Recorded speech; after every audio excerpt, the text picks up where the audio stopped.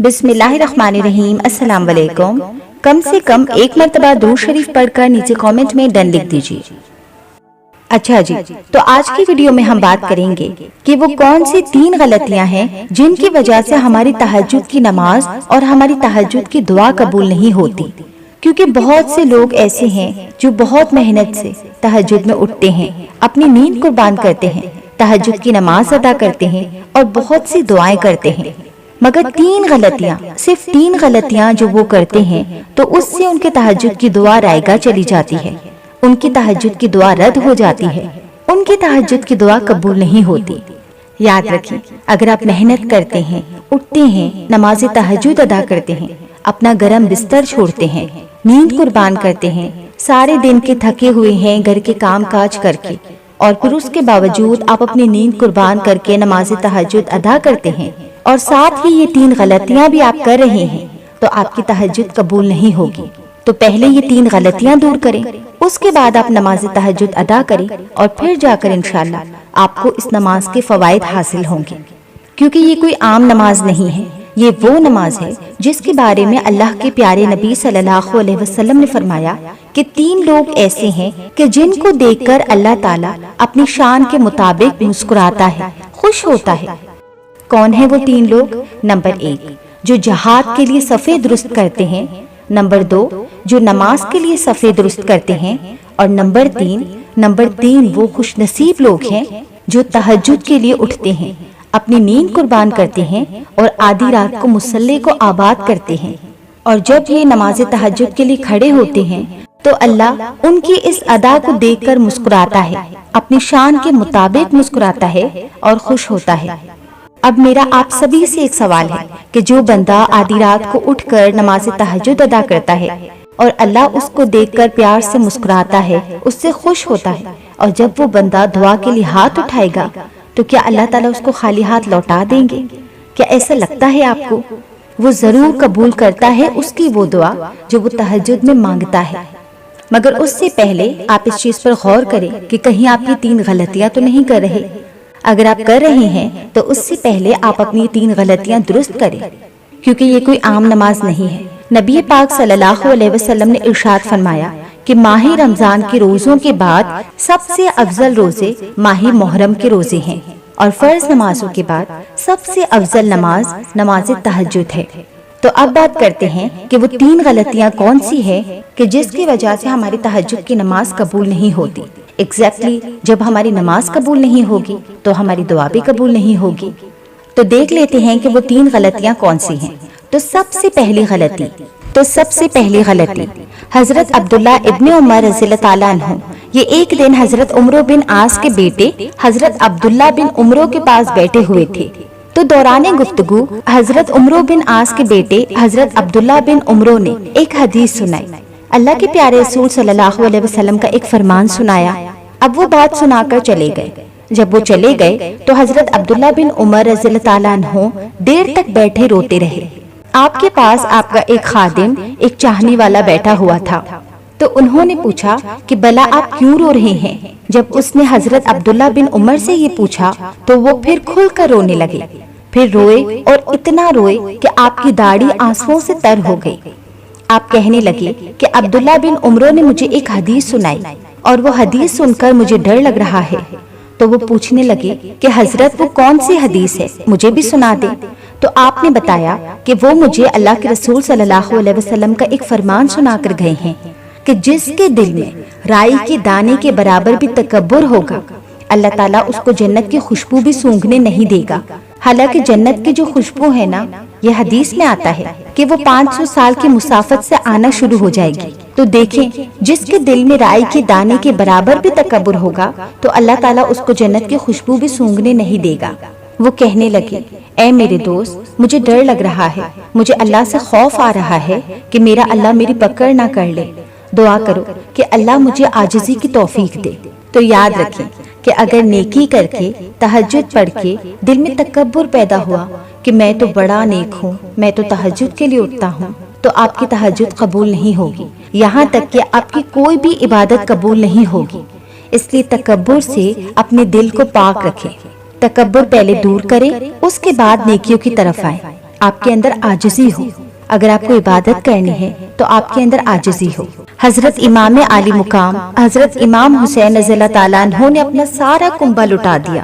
حضرت علی اصغر کے حلق میں جب تیر پیوست ہوا تو خون سے چلو بھرا اور آسمان کی طرف بلند کیا اور اللہ کی بارگاہ میں عرض کیا. یہ نہیں کہا کہ اللہ میں نے تو سب کچھ دے دیا، میں نے تو بڑا ہی نیک کام کیا، میں نے تو تیرے دین کے لیے سارا کچھ دے دیا. نہیں، بلکہ آسمان کی طرف وہ خون بلند کیا اور اللہ کی بارگاہ میں عرض کیا کہ اے اللہ، میں تجھ سے راضی ہوں، اللہ تو بھی مجھ سے راضی ہو جا. تو سب کچھ کر کے بھی بندہ اپنی نفی کرے، اپنے اندر تکبر نہ آنے دے. اگر تکبر آ گیا ہے اور رائی کے دانے کے برابر بھی آ گیا ہے تو اس کا کوئی بھی عمل قبول نہیں ہوگا. حضرت علی مرتضیٰ شیر خدا کرم اللہ وجہہ الکریم کیا فرماتے ہیں کہ تکبر کرنے والے نیکوکار سے وہ گنہگار اچھا ہے جو گناہ کرنے کے بعد اس پر شرمندہ ہو.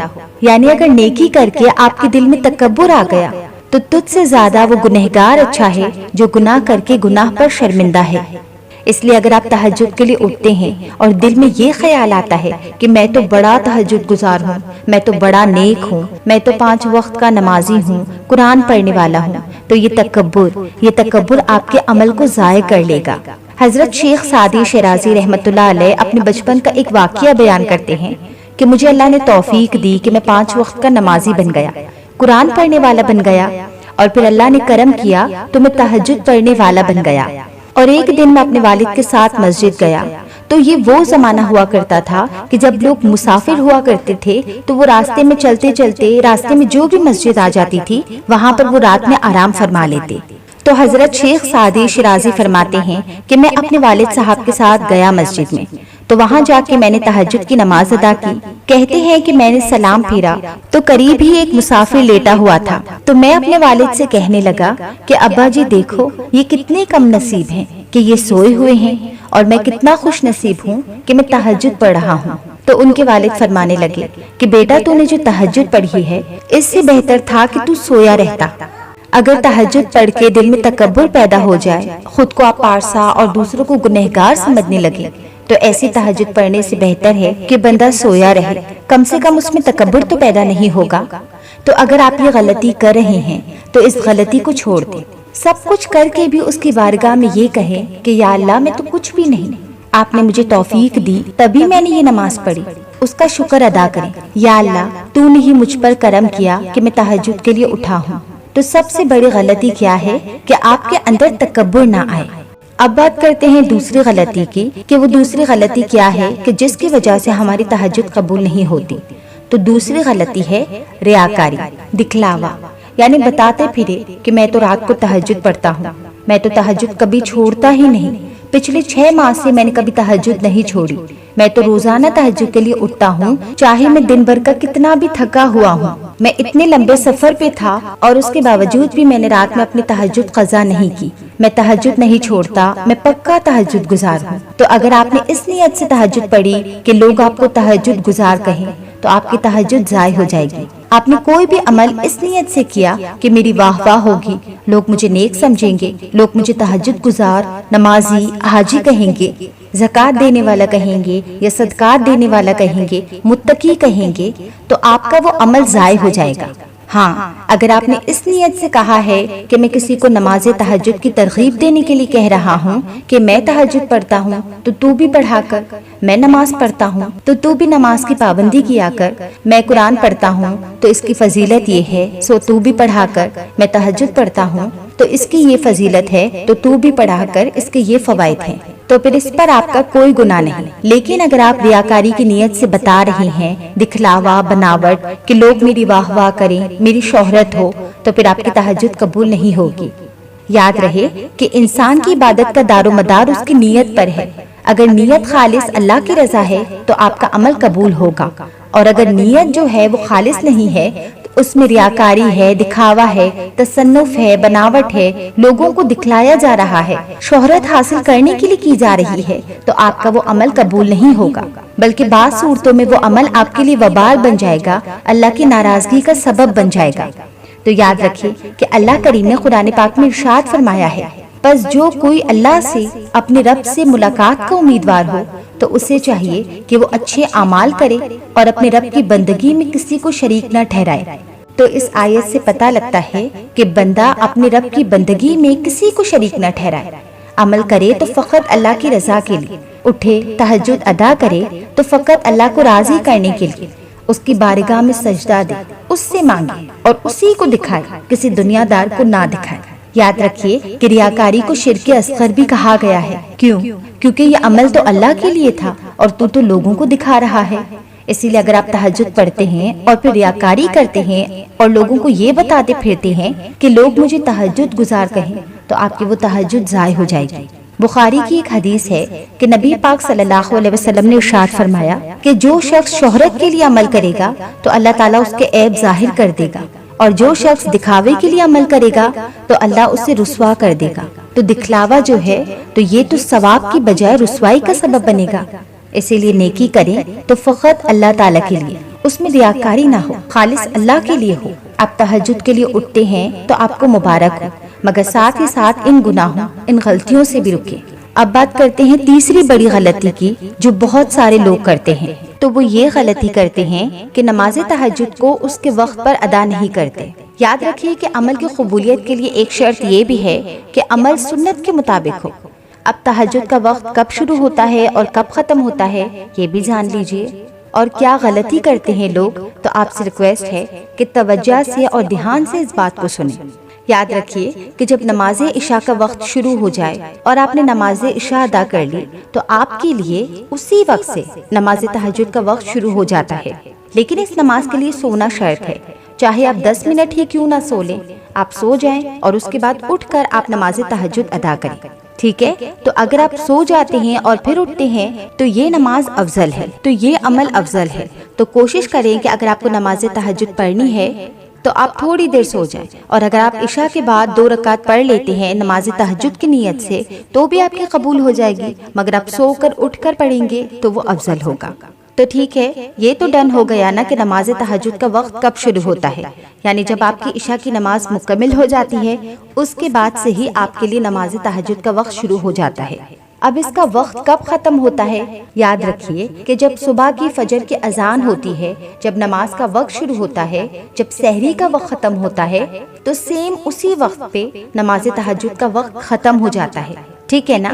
اب لوگ یہاں پہ کیا غلطی کرتے ہیں؟ وہ یہ غلطی کرتے ہیں، اب ہمارے یہاں پاکستان میں جو اکثر مؤذن ہے یعنی جو اذان دیتے ہیں تو نماز فجر کا وقت پہلے ہی شروع ہو جاتا ہے اور وہ اذان بعد میں دیتے ہیں۔ کسی مسجد میں 15 منٹ بعد اذان ہوتی ہے، کہیں 10 منٹ بعد ہوتی ہے، یعنی فجر کے اذان کا وقت تو پہلے ہی شروع ہو گیا، یعنی نماز کا وقت پہلے شروع ہو جاتا ہے، لیکن جو مؤذن ہے اس کی آنکھ دیر سے کھلی، 15 منٹ بعد یا آدھے گھنٹے بعد، اور وہ جب بھی اٹھتا ہے تو وہ اذان دیتا ہے۔ تو لوگ کیا سمجھتے ہیں؟ وہ یہ سمجھتے ہیں کہ ابھی تو اذان نہیں ہوئی تو ابھی ہم نماز تہجد ادا کر لیں، حالانکہ وہ وقت نماز فجر کا ہوتا ہے۔ تو یاد رکھیے کہ جو فجر کی اذان کا جو ایگزیکٹ وقت ہے نا، تب آپ تہجد نہیں پڑھ سکتے، اس سے پہلے ہی تہجد کا وقت ختم ہو جاتا ہے۔ تو اس کے لیے آپ ایک ایپ ڈاؤن لوڈ کر لیں۔ اب تو کافی ساری ایپ ہیں جس میں پتہ چل جاتا ہے کہ اس شہر میں فجر کی نماز کا یہ وقت ہے، ظہر کا یہ ہے، عصر کا یہ ہے، مغرب کا یہ ہے، خود بخود اذان ہو جاتی ہے۔ تو آپ اس کے لیے وہ ایپ ڈاؤن لوڈ کر لیں تاکہ آپ کو ایگزیکٹ وقت پتہ چلے کہ فجر کا وقت کون سا ہے، تو آپ اس سے پہلے ہی اپنی تہجد کی نماز ادا کر لیں۔ تو کوشش کیا کریں نماز تہجد کو وقت پر ادا کریں، ٹھیک ہے؟ تو یہ غلطی بھی لوگ کرتے ہیں کہ جس کی وجہ سے ان کی نماز تہجد قبول نہیں ہوتی، اور نماز تہجد قبول نہیں ہوگی تو ایگزیکٹلی ان کی دعا بھی قبول نہیں ہوگی۔ امید ہے کہ آج کی ویڈیو آپ کے لیے بہت فائدہ مند ہوگی۔ ویڈیو اچھی لگی تو ویڈیو کو لائک کریں۔ ایسی اور بھی ویڈیوز دیکھنے کے لیے میرے اس چینل بیرا لیا کو سبسکرائب کریں اور بیل نوٹیفیکیشن کو آن کریں تاکہ آپ تک میرے چینل کے تمام اپڈیٹس پر وقت پہنچتی رہیں۔ تو خوب نماز تہجد پڑھیں، دعائیں کریں، اپنے لیے دعا کریں، میرے لیے بھی دعا کریں۔ جزاک اللہ خیرہ۔